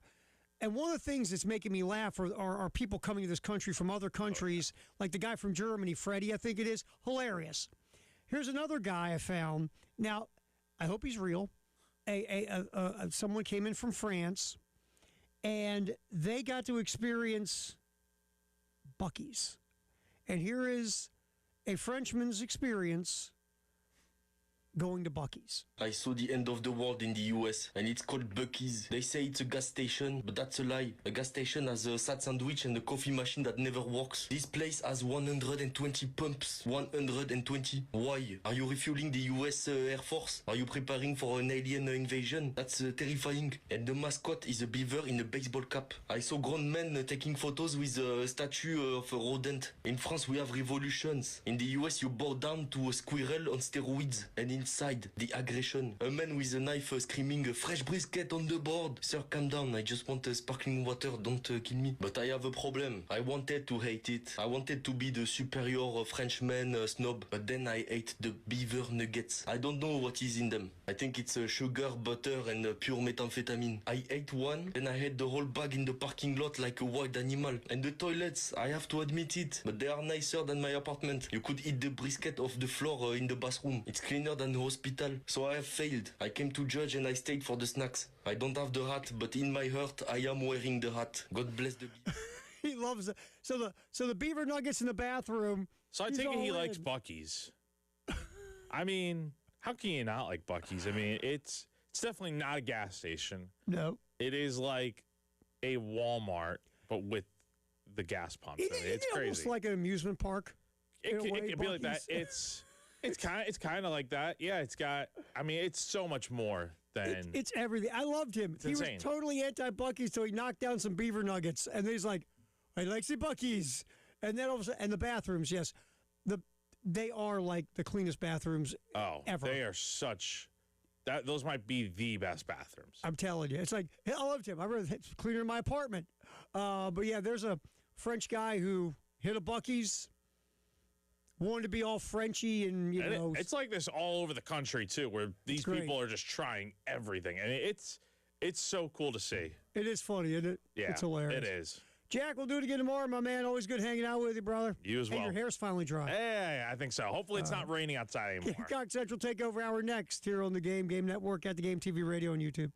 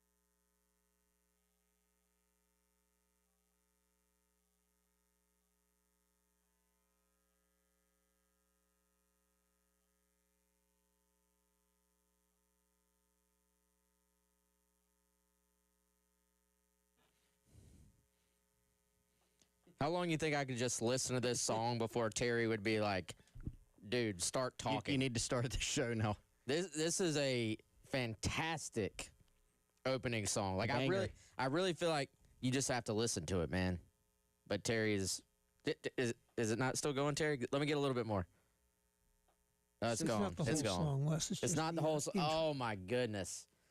Such a Have good the song. whole song. Do you remember when they used to play this pregame at Willie B? Now they actually brought it back, but it's just a little snippet of it in that just stretch of like 10 songs they've mixed together. I think before Sandstorm hits, before the first kickoff. Yeah. But they Yes. used to play this like literally right before kickoff. Yeah. Oh, And- that was great. I love that. It gets me ready for football. Great football song. 80 days away. 80 days away. And Chris, Chris has a big grin on his face because he knows that I'm not going to get the 80 days away question. Man, I was even trying to think of guys who wear 80. Mm-hmm. Struggling a little bit. Like, am I just missing somebody obvious? Who am I missing? I wouldn't say like super obvious. So this is actually one of those numbers where you're like, man, Oh, there we go. yeah. Thank you. We'll just run it in the background for the whole, Whole show, guys. Whole show. So your number 80 trivia. It's another one of those numbers that not a lot of guys have worn in history. Well, when Kevin's countdown has the black and white picture Yeah. for Shout out Fred Ziegler. yeah, then that's a sign. I did not throw you a Fred Ziegler question. Good. To your Good. yeah. I'm sure you're happy about that. So you can't name a number 80? I mean, Just give me one. I really nothing comes No, I had to to mind. do research too. Am I missing somebody obvious? I wouldn't say super obvious, but you're gonna be like, oh yeah, I forgot about that guy. So your question today is on one KJ Brent. You remember our guy KJ? Yeah, I didn't remember he was 80. He's number 80. Are you sure? Yeah. I mean, I'm sure you look. I'm sure you did your research. So Well, now I'm you just have me saying. looking again. But yeah, he All wore, right, he wore number. KJ from North Carolina. Yep. Great kid, great dude. All right, hit me. Spent a few seasons at South Carolina, then transferred pre-portal era to Wake Forest. That's where he finished his career. But he was here long enough. He wore 80. Good kid. He counts. I will give you a two-parter, just like you gave me yesterday with Tory Gurley. Okay, so you can get either one. KJ Brent, when he was at South Carolina, had one career touchdown catch. Who was the team that he caught the touchdown against? Also, I'm going to make this a little easier, and I might kick myself. Maybe it's not easy. KJ, after he went to Wake, was undrafted, but he did sign an undrafted free agent contract with an NFL team. And then he spent time with 4 different NFL teams, actually. So you can name one of those teams. Doesn't even have to be the first one that he signed with. One NFL team that KJ Brent, one of the 4 that he spent time with before retiring, and I think doing last I checked, doing photography. That's some really I cool was stuff. I was trying to think of what he was doing. Yeah, really. For some reason, I thought acting at one point, but I think you're right. Photography. Maybe that too, but definitely photography. So man, what team did he catch his only career touchdown did- against? I'm going to the NFL thing first. Okay. There's 2 teams that immediately just popped to mind, and not that I was confident in either, but they just came to mind. Good thing to go with. I should have done it yesterday. Did he have some time at all with the Panthers? I do not believe he did. Okay, what about the Steelers? No. Okay, what about the Buccaneers? The Bucks, yes. I Okay. don't know if I we'll give you I don't credit get because credit. yeah, that's No, I will pretty not. trust- I won't even want. I don't even want credit. Okay. But okay, Oakland signed him first. third time was a try, or third time was a charm. Oakland, Seattle, Indianapolis, which is the one I actually remembered, and Tampa Bay. What was the third one? Oakland, Seattle, Indianapolis. Indy. Okay. Yep, and Tampa Bay. Okay. The what years did KJ play? Carolina. 2011 through 2013.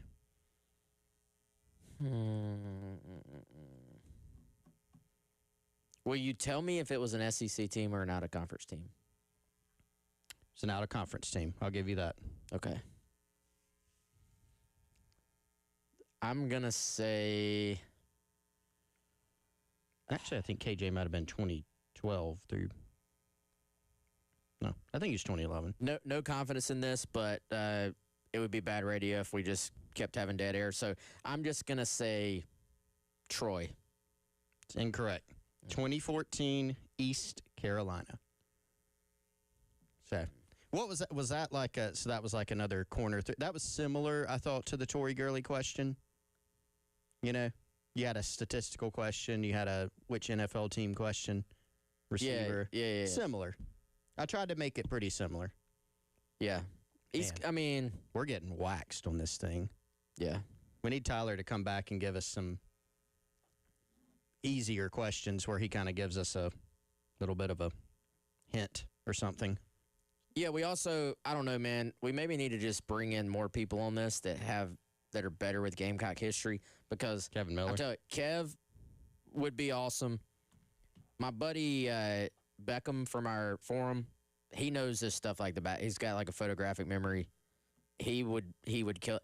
I used to know this stuff, but now, and the funny thing is, I do feel like I feel like ECU was one of the teams I initially considered, and then when you told me that it wasn't an SEC team for whatever reason, when I started going back through the out-of-conference schools I was thinking of, ECU didn't come back up in my mind.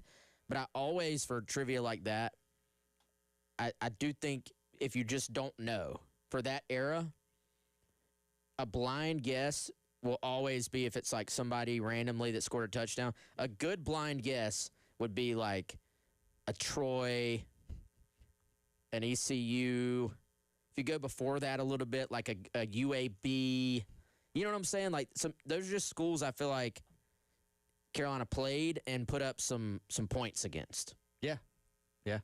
No, I mean, South Carolina's played ECU 20 times. You know, they played them in the older days. They played them in the Spurrier era several times. So, always a pretty good guess. All right, good job, Chris. No points. No points have been awarded. And may what's the May God have mercy on your soul. Yeah. All right, yeah, moving on. 79 days tomorrow. Golly, I cannot think of any. Dylan Wanham. I think he was 79. We'll come up with somebody. We need Tyler back. We need Tyler back. Tyler, come back quick. We're struggling here, man. All right, so we talked a little recruiting yesterday. Let's continue that conversation here today, and then we're going to get later on into a position group breakdown as well, moving through our summer series of breaking down the different position groups for South Carolina, previewing the series or the season. And then I've got a little note I wanted to throw at you too, Chris, from Phil Steele, because the magazine I think is out for like what he calls his VIPs. I don't think it's on the shelves yet, but when Phil Steele mag hits the shelves, that to me is like that's your sign, like, hey, season is truly starting to get right around the corner. But recruiting wise, I did want to get this note in, and not going to dwell on it for a super long time, Chris, but just because we talked about it yesterday, and I want to follow up because I don't want people to think, well, hey, they said this and then something else happened. Those guys didn't know what they're talking about. So I want to follow up, continue the conversation. Amari Patterson, the wide receiver, in-state kid, visited South Carolina this past weekend. At one point, it did look like that was maybe going to be South Carolina. Now, from what we're being told, what we started hearing yesterday, that is not someone, I'll put it like this, it's not somebody South Carolina is going to push for in the end, and don't really have an exact reason on that at this point, and not going to speculate. But I will say, because I was asked about this earlier too, I will say, at least as far as we know, it's not like something happened. It's not like we're aware of him doing anything off the field specifically, like getting in trouble or anything like that. So that we're aware of, but South Carolina has made the decision not to. Basically, they're pulling out of this recruitment. I would guess it's probably going to be North Carolina. But again, I don't want to harp on that too long, Chris, but I didn't want people to hear that yesterday and then see he commits elsewhere on Saturday and then be like, well, what are those idiots talking about? Yeah. Well, an important distinction, too, on what's happening. You know, we've already seen a couple times this morning, we're losing out on another recruit. Like, look, we've written about this a ton, Wes. South Carolina is legitimately losing prospects. Trey Segarra was one. They wanted Trey Segarra. They wanted Nate Comba, who just committed to Auburn. Fred Ards, who committed to A&M. And they'll keep recruiting and they'll several keep of those recruiting guys. all those guys, right? Yeah. So, it's always, and this is one of the things like, people who say, I'll just get all my news on social media. You have to be careful about that. Go back to the Schnall stuff, baseball search. Look at recruiting. If you just saw on Saturday, Mari Patterson's going to UNC, he must have picked them over the Gamecocks. You got to contextualize everything. There's some battles that South Carolina's just lost. In this instance, though, it's one where it's kind of South Carolina decision there to pull out. Yeah, no doubt. And the other news from yesterday, before I came to the studio, actually, went by Hammond, had a great experience there, met with Jackson Ross, the South Carolina linebacker target, and met with Coach Wheeler, who does a fantastic job over there, just a very welcoming group of people. And so Ross is now going to make his decision, announce his decision on July 9th. South Carolina, Texas Tech, Vanderbilt, the final three there. And from what I've heard, Chris, so that's the official three. So those three, yeah, they're all in it. I would break it down South Carolina, Texas Tech as top two, and then break it down from there. There's been just lots of reasons to think South Carolina will ultimately be the favorite here.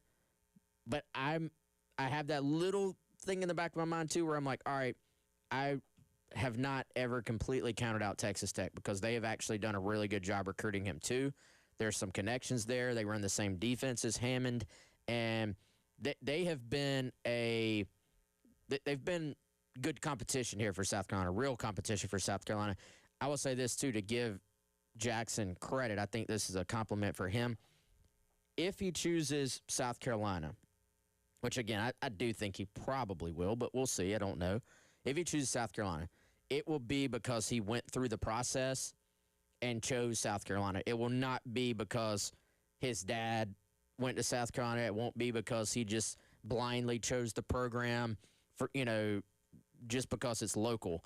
South Carolina's recruited him and not taken it for granted that he's local, and he has gone through the process and truly given those other schools an opportunity to earn his commitment, which, again, will be public on July 9th. From what he said, he and his family were going to, sit down the next week or so and, really lock in on a decision. Family ties to South Carolina, obviously, with his dad, David Ross, basketball for the Gamecocks, local kid. But, also, I think likes South Carolina for South Carolina as well. I think if this were a guy that played in North Carolina or Georgia, I think this is the type of kid that they would still, even without those ties, have a good opportunity to get. The South Carolina staff, it hasn't taken, I don't know if this is the right way to put it. They haven't taken him for granted that you're a legacy. He'll probably come here. They've recruited him. They've recruited him hard. Trey Money, Clayton White, the rest of the staff, they prioritized him, and I think would be a good get in this class if they can finish this thing out. Want to continue our position breakdown, and an interesting note, in my opinion, from Phil Still's magazine, which is about to hit the shelves. So we'll hit that on the other side. He's Chris. I'm Wes.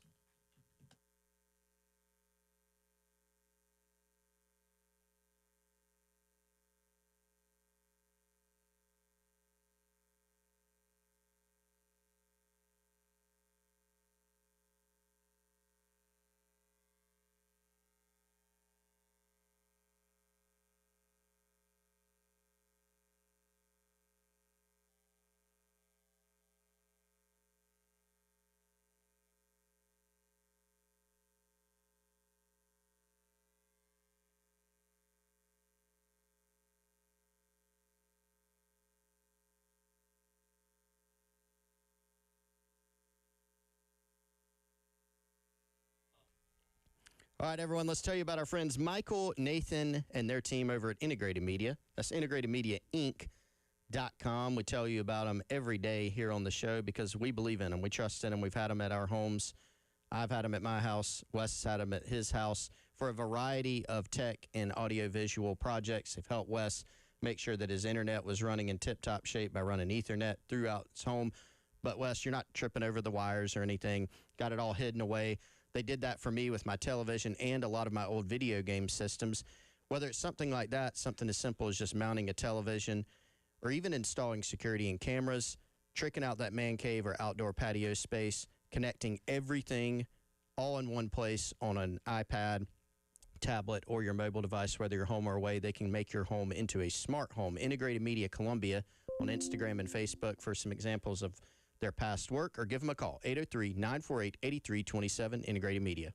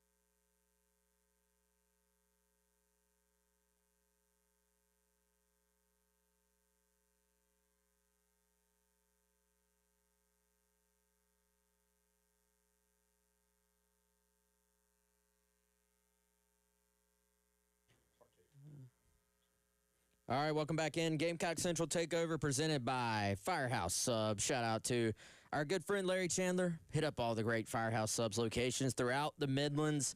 Chris, so I was on with friend of the show, Jamie Bradford, today, and he said, hey, have you heard this? Have you seen this from Phil Steele?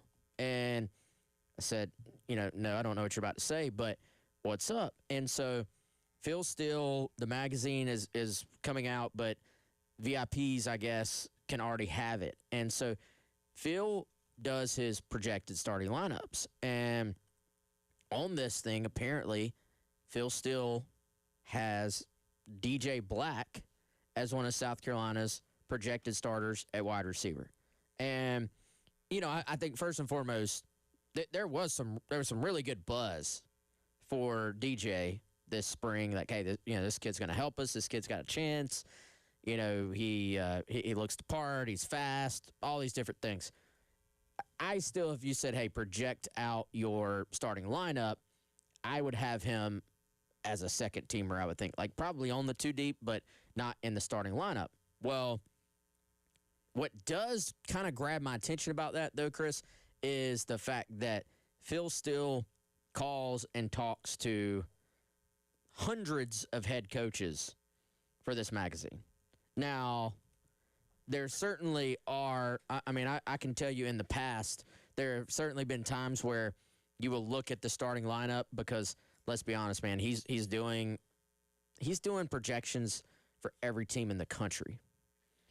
You're going to have more insight from a local standpoint on what a starting lineup would be than somebody who's trying to cover it for everybody. So I would say grain of salt a little bit, but it did get my wheels turning because that probably means he got something from Beamer that said, hey, this is a guy that I need to be paying attention to.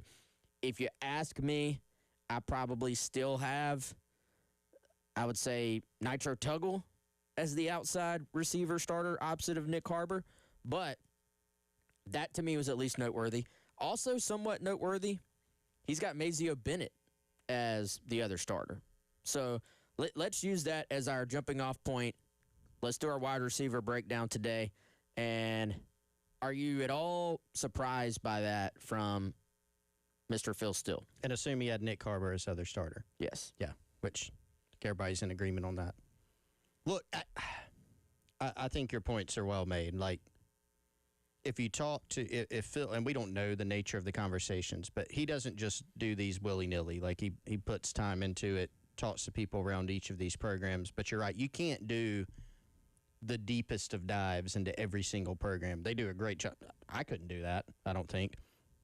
But even if you got a note like, hey, we've really liked DJ Black. He's got experience, which he does. He can run, which he can. He's been productive at his past stops, which he has. Then you might look at that and say, okay, there's not, aside from Nick Harbor, is there a locked-in starter at the other two spots? I mean, probably not, because we're sitting here talking about who might it be, and there's probably 2 candidates at least at each of those spots. I think Harbor's one. Tuggle, as a transfer from Purdue, really seemed to come along towards the back half of spring. We were just talking to some people the other day. Hey, who's stuck out this summer, kind of reviewing who really stood out in the spring, and Nitro Tuggle's name came up. He's an athletic, make-you-miss type guy who can give you, potentially an upgrade and possible big play ability there.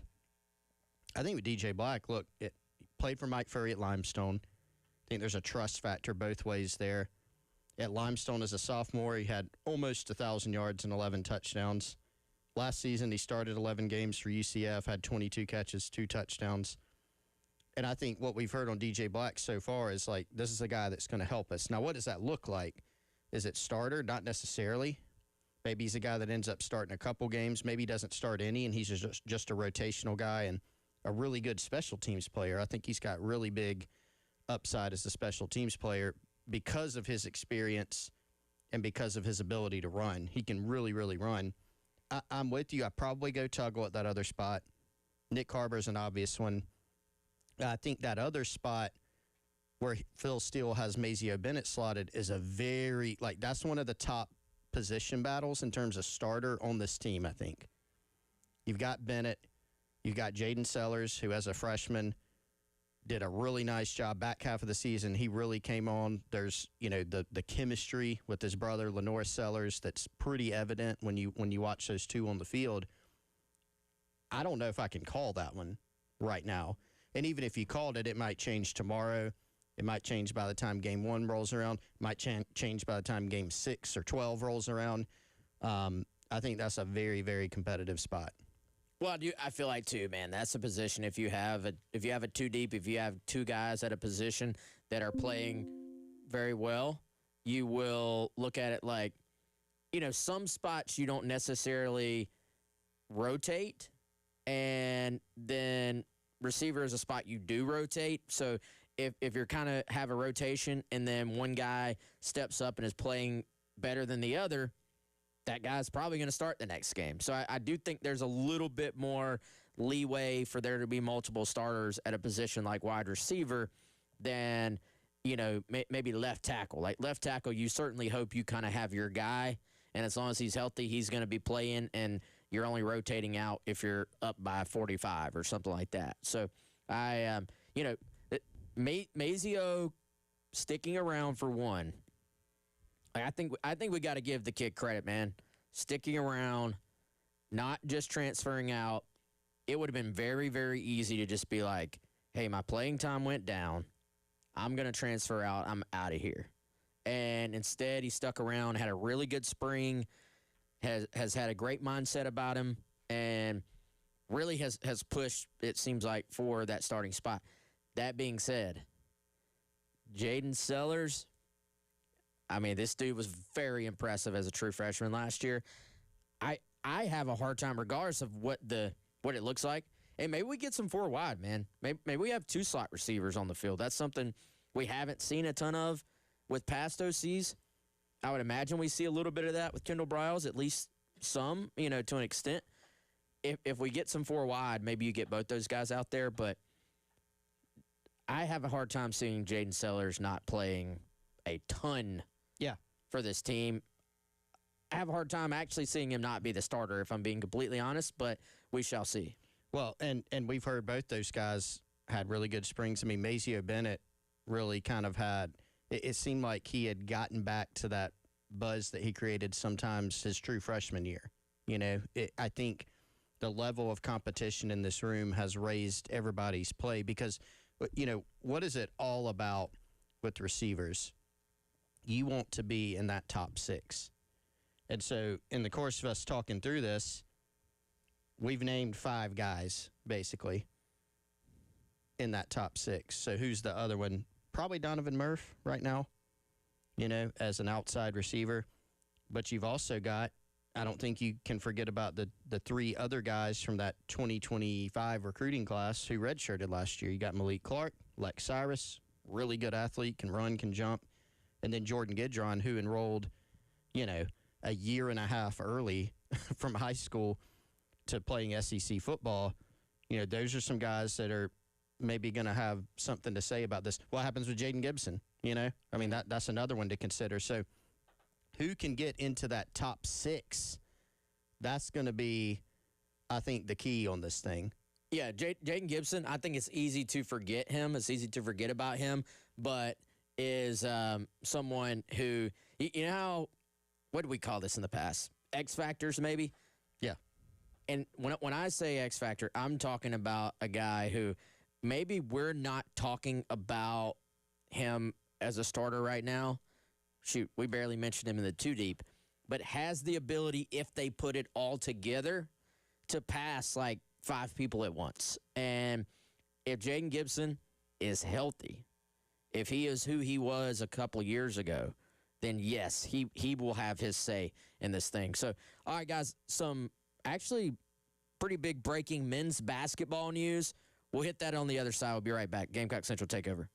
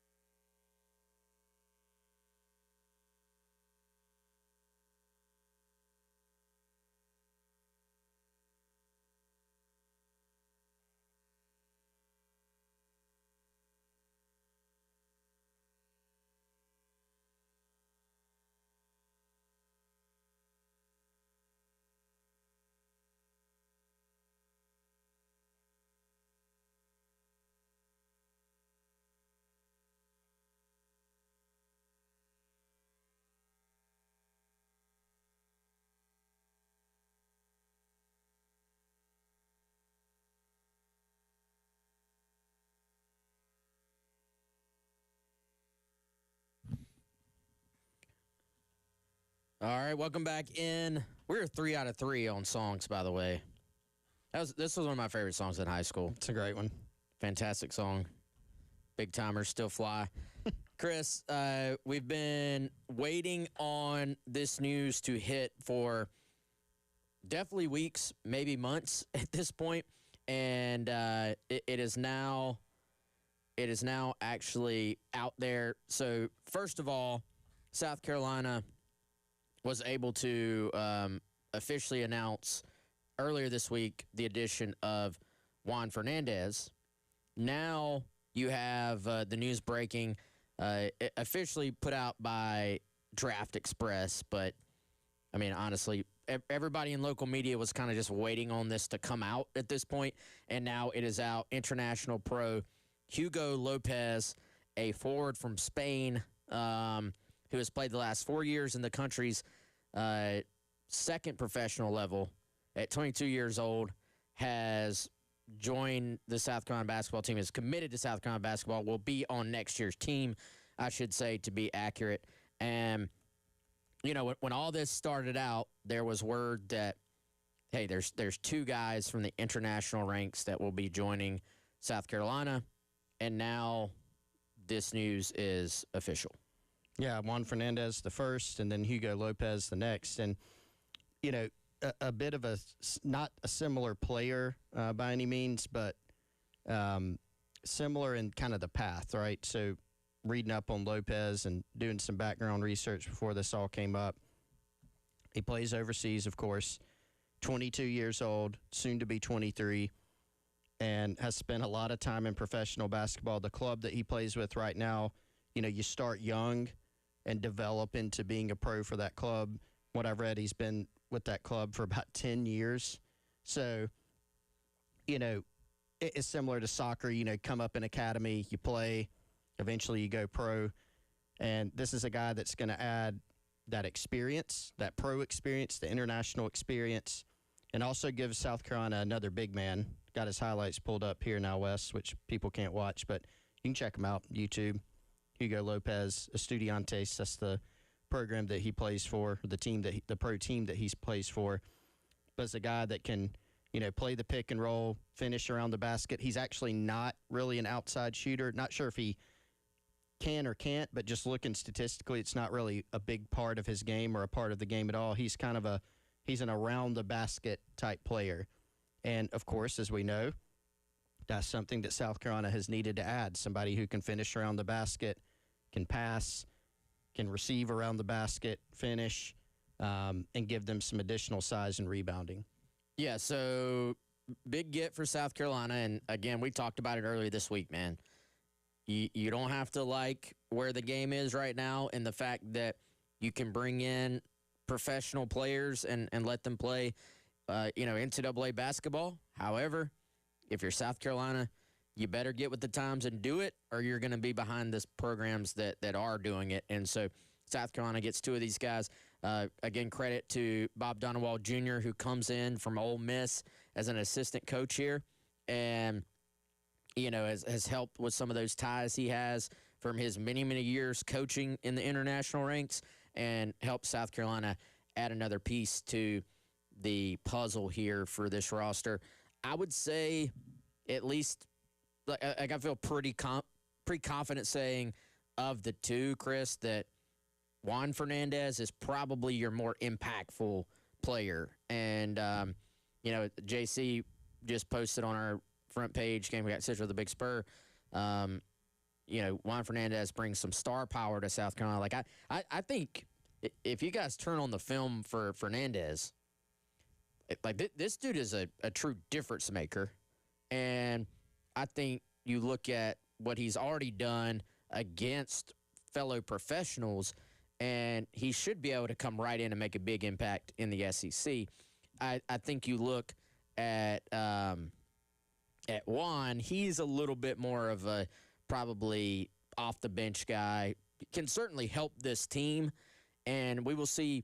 I think it's going to be fascinating, Chris, to see how a lot of these guys translate. Like, can a 22 or 23-year-old who maybe is not a difference maker but is playing, obviously, overseas, come in and be a difference maker against college kids. But then how many other schools, how many other teams around college ball are also going to have the 22, 23-year-old guys as well to even things out? Yeah, I think Fernandez, like I read JC's piece, it's definitely worth the read. If you're looking for like who can be the guy, like Colin Murray Boyles, when he was here at South Carolina, he was the guy. And you have to, that was the problem, is there often weren't enough pieces around him consistently on a night in, night out basis. But with the rebuild of this roster, you needed different levels of players. We talk about this with the football roster all the time. Sometimes transfer additions, you're bringing them in for depth. Sometimes you're bringing in a freshman, and it's kind of, hey, if we can get something out of this guy, it's a bonus. You need those types of guys. You need role players, a guy who can come in and play defense and shoot, who can come in and play defense and rebound for you if it's a big man. But you also need a guy who can we go to make a big play? And who is that in the class? Fernandez kind of seems like he fits that bill. He's another guy, a lot of pro experience overseas. He's, 6'10", 6'11", so he's got legit size. He can play around the basket, but he can also step outside. He shoots from outside some. He can score inside the three-point line in a variety of ways. He can pull up jumper. He can spot up shoot. He can get to the basket. And he's also a really skilled passer, and he can handle the ball. So just from a skill set standpoint, he has a lot of those things you're looking for, to where, if we're kind of looking at this thing once the season starts, who's going to be, the leading scorer on this team? I could end up being dead wrong on this, but I feel like Juan Fernandez has the tools to maybe be that guy. Maybe not every night, but I think he's a candidate when you look at what he brings to the program. Yeah, no doubt, man. And so it will be, and what do I always tell you? I hate when people say interesting or fascinating. It will be incredibly fascinating to see how all this comes together. I thought there was an interesting note from Lamont Paris when he talked about his last couple of rosters, and this was when he spoke at it was a Gamecock Club event down near Charleston, and he said, we haven't been able to consistently enough put together guard play and big play at the same time. And losing CMB last year and not really being able to replace him, and then you go back to the year before where you had CMB and he really came into his own as a dominant player, but you just did not have a proper point guard to distribute the basketball, or certainly not a point guard that fit what they wanted to do. And so can you, with the addition of a guy like Fernandez as a big, and then, I think you look at, there's going to be a lot, frankly, on Corey Mincy as a potential starting point guard, and maybe on Davion Hanna coming in from Alabama, which is a guy that I think is super talented, probably would have played a little bit more for a really, really good Alabama basketball program this past year, but was behind some other guys. Again, was only a true freshman that had some injuries that he dealt with, and I think is super talented. So does it all come together?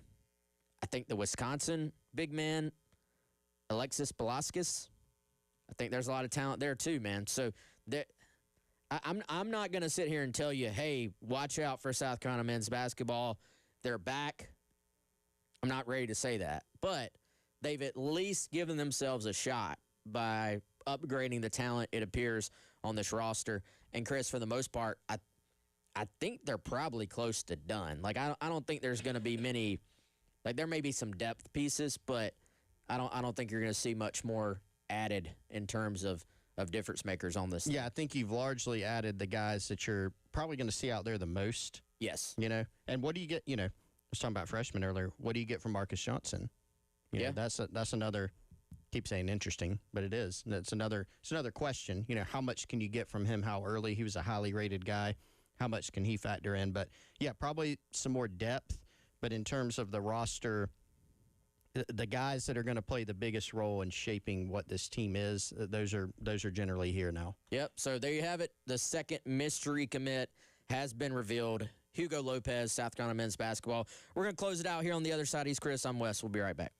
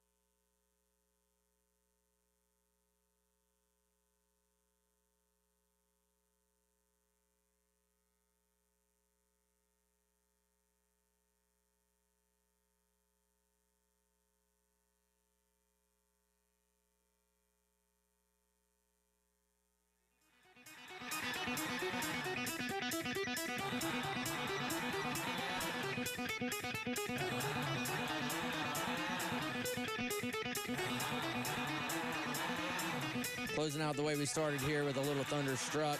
Gamecock Central Takeover Hour brought to you by Firehouse Subs. Shout out to those guys. Hit them up for lunch. It's lunchtime. Hit up our friends at Firehouse Subs. Closing this thing out here, Chris.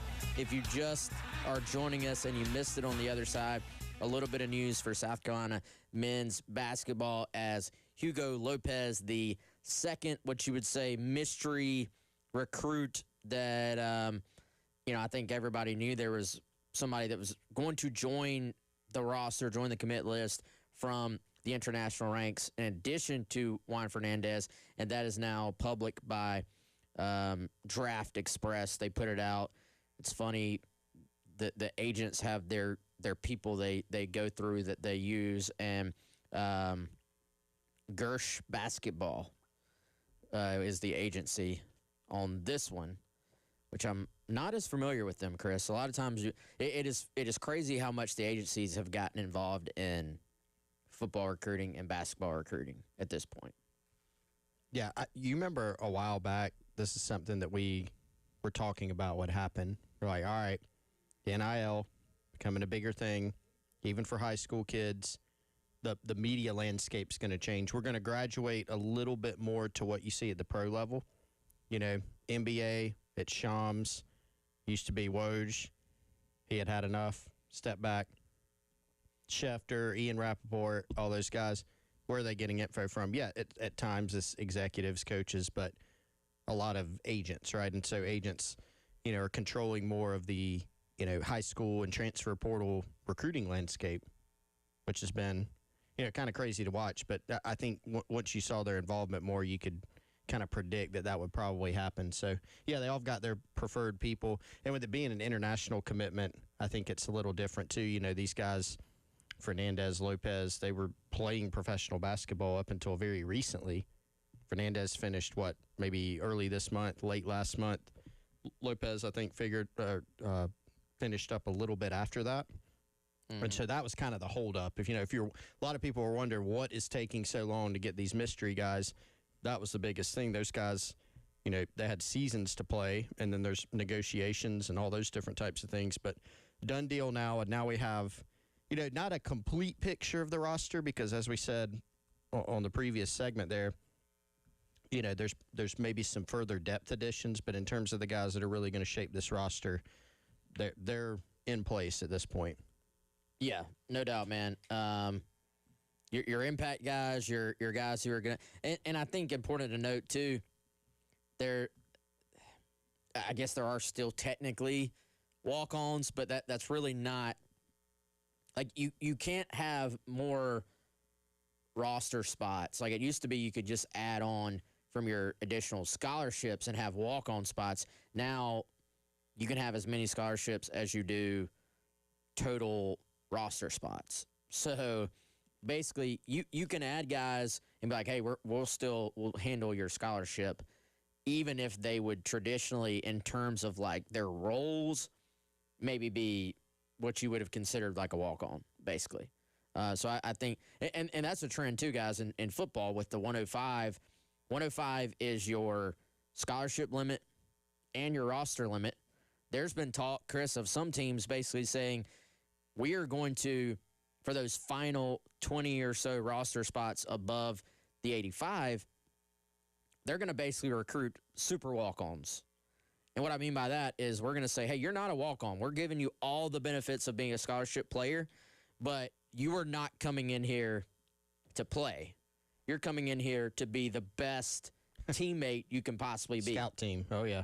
You're a super scout teamer, which I think is a fascinating thought because if I'm a guy who's dreamed to play at South Carolina or dreamed to play at Clemson or dreamed to whatever my home state is, and the coaches are up front saying, look, man, you are what would have been a walk-on before, but you're getting all these benefits. There could be some advantages to doing it that way.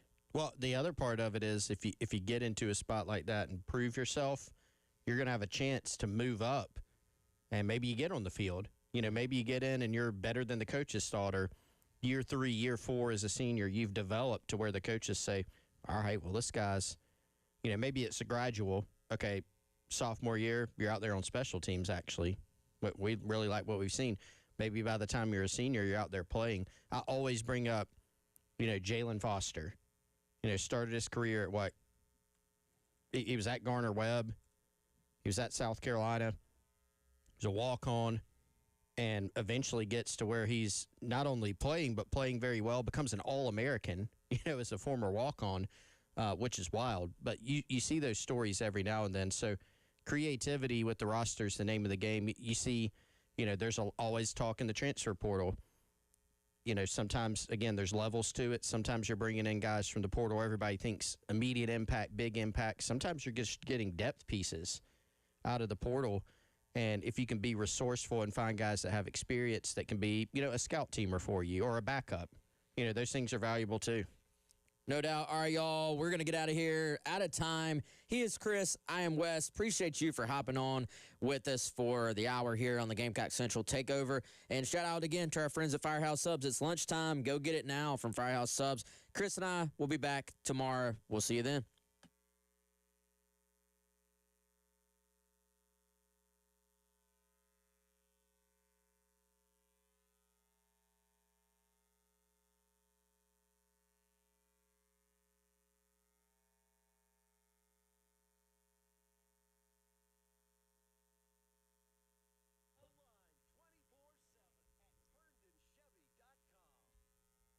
All right, y'all, as we close out the program here, let's tell you about our friends over at Krantz Cooling, Heating, and Plumbing, Krantz, cooling with a K.